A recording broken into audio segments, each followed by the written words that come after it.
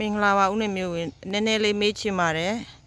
ICJ မှာဦးနေမျိုးဝင်ရဲ့ပြောကြားချက်ကိုတက်တက်တင်ထားတာတွေ့လိုက်ရတယ်ဗောနော်အဲ့ဒီကိစ္စနဲ့ပတ်သက်လို့နည်းနည်းလေးပြောပြပေးပါကျွန်တော်လည်းတွေ့လိုက်တယ်ကျွန်တော်တွေ့လိုက်တာ TR မီဒီယာ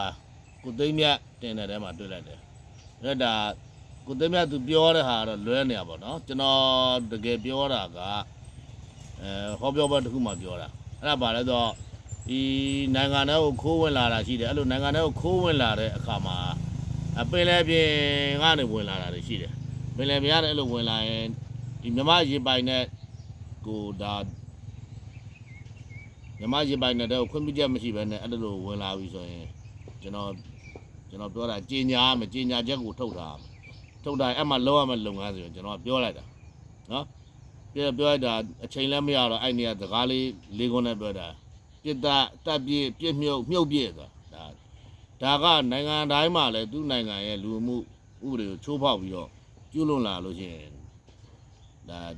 နေကြစင်းမင်းလိုနေရာမျိုးမှာဆိုရင်ဒီလိုပဲဖြေရှင်းရတာစီမင်းသားနယ်နိမိတ်ထဲရောက်လာလို့ရှိရင်တော့ဒါနိုင်ငံတွေကနေပြီးတော့နှင်ထုတ်တာတို့တတိယနိုင်ငံပို့တာတို့လုပ်ရတာပေါ့နော်နေကြစင်းမင်းမှာဒီလိုလုပ်မှာအဲ့ဒီသဘောထားအခုဒီအတိုင်းပဲရက်တည်တာဒါကလူမျိုးမျိုးဘာသာမျိုးဘယ်နိုင်ငံရဲ့နိုင်ငံသားမဆိုဒီကို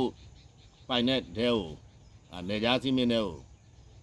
ကျူးကျော်ဝင်ရောက်လာပြီဆိုရင်ဒီလိုပဲအရေးဆောင်ဖို့ကျွန်တော်တို့ကဆန္ဒရှိတယ်အဲ့ဒါနဲ့ပတ်သက်လို့လူမျိုးတုံးတာတွေမတုံးသေးခြင်းမလာနဲ့ဒီလိုပဲကျွန်တော်တို့ကပြတာပြောရမှာနော်ဟိုလာလူမျိုးတုံးဂျီနိုဆိုက်ကျူးလွန်နေပါတဲ့နိုင်ငံဘာဖြစ်လို့လာပြီးခိုးဝင်နေရမှာသူတို့ကနော်ဒါမကြောက်ဘူးလားပေါ့ဒါပြောတော့လူမျိုးတုံးဂျီနိုဆိုက်ကျူးလွန်တဲ့နိုင်ငံလေးပါလေးနဲ့ပြောချင်သေးတယ်အဲ့ဒါမလာနဲ့လေကျွန်တော်ပြောတာလာရင်လုံးမယ်နော်ကြိုပြီးတော့ကြေညာကျွန်တော်ကြိုကြေညာစေချင်တာနော်ကြိုကြေညာထားလို့ရှိရင်တိနဲ့လာတယ်ဆိုဒါတေချင်လို့လာတာပေါ့ဗျာနော်ဒီလိုဖြစ်ရမှာဟိုအဲ့ဒါတင်ထားလို့ပြောတယ်အဲ့ဒါနဲ့ပတ်သက်လို့ကျွန်တော်အနေနဲ့ကတော့ဘာမှမစိုးရိမ်ဘူးဒါဒီတိုင်းပဲဆက်လက်ရပ်တည်မှာပဲကိုယ်နိုင်ငံနယ်နိမိတ်တဲ့ဟိုအဲ့ဒါ